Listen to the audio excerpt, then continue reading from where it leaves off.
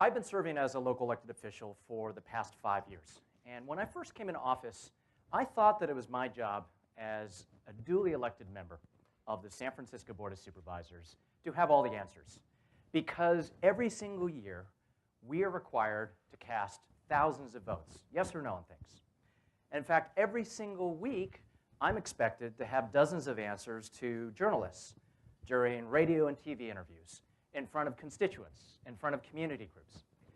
And that is what I attempted to do for my first couple of years, and then I've realized that that model may not necessarily be the model that works for everything.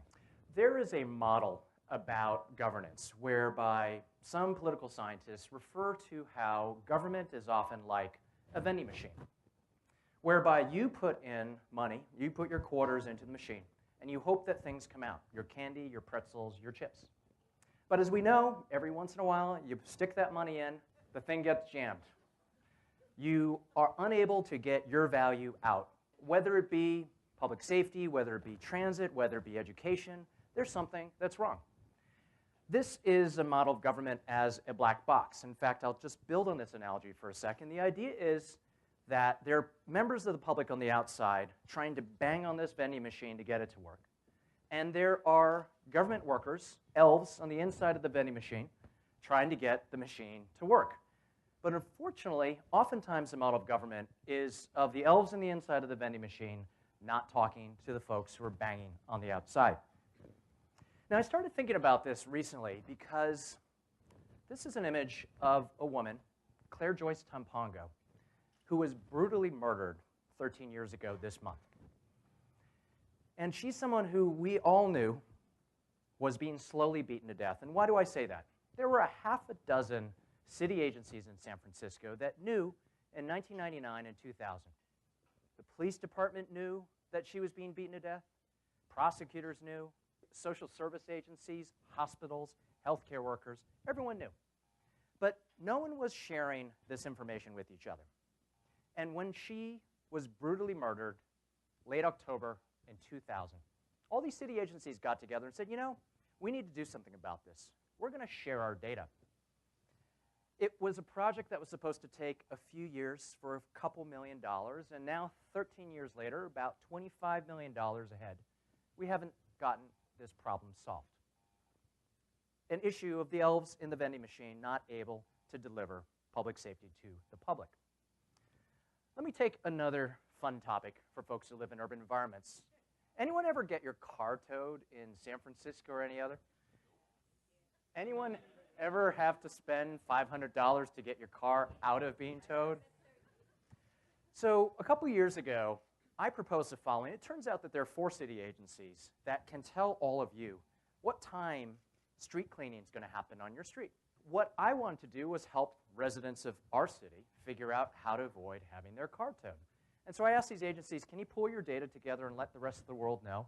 And it also turned out that there were folks on the outside in the technology community that were ready to take this data and figure out how to create an app for that on your smartphone so that you would get a little text to tell you when you needed to move your car. Well, as you probably know, the elves in the vending machine, now 2.5 years later, have been unable to figure this out, and cars get towed every single day. So what's the answer? What do we want to do about this? Well, I would suggest there are a couple of recent trends that I'm very excited about. First is around the movement known as open data, which some of you have probably heard. The idea that if government in the vending machine puts information out to the public, that there are smart members of the public that can use that data and actually do something about it. Let me give a couple of examples in San Francisco where this has been the case. You may recognize a portion of one of our beautiful parks in San Francisco. When I came into office, I asked the question, as many of you did, why can't I use my phone to reserve a picnic table or barbecue pit? Well, fortunately, 4.5 years later, we finally figured out how to do this. You can actually go to your phone, download an app, and actually make a reservation at a local barbecue pit. Let's take a different example, ethics. Many folks often wonder, who are those lobbyists who are spending those money to influence people like me? Well, it turns out that information has actually existed for quite some time, but it has existed in paper form, in folders, in a shabby office on Van Ness Avenue. And what we did a few years ago was we actually required this information to be put online. And enterprise and individuals figured out how to slice and dice this data. So you can actually figure out right now exactly which lobbyists are intersecting with which public officials, including me.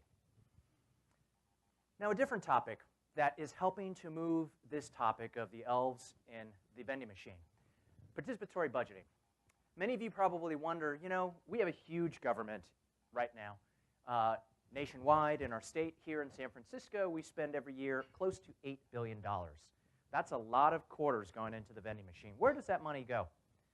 A few years ago, I asked our chief financial officer to put online all of this data so all of you can discover with a couple clicks of your mouse exactly where every penny is landing within the vending machines of government.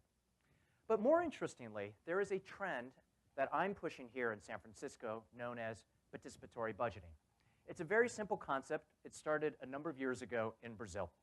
The idea is, rather than having someone like me and my colleagues at your local city council decide where all this money is going to go, we would ask you, as residents of a city, to work with us to propose ideas, to vet those ideas, and then ultimately to vote on those ideas. This is actually a picture of one of the pilot sessions that we had in my district. And how has this actually worked? Well, let me give an example from the city of Chicago a few years ago, which was the first city to pioneer this type of interaction between the public and government. In 2009, there was an alderman who heard about this idea. That particular year, this was the pie chart of how he decided for his constituents to spend money within his city council district.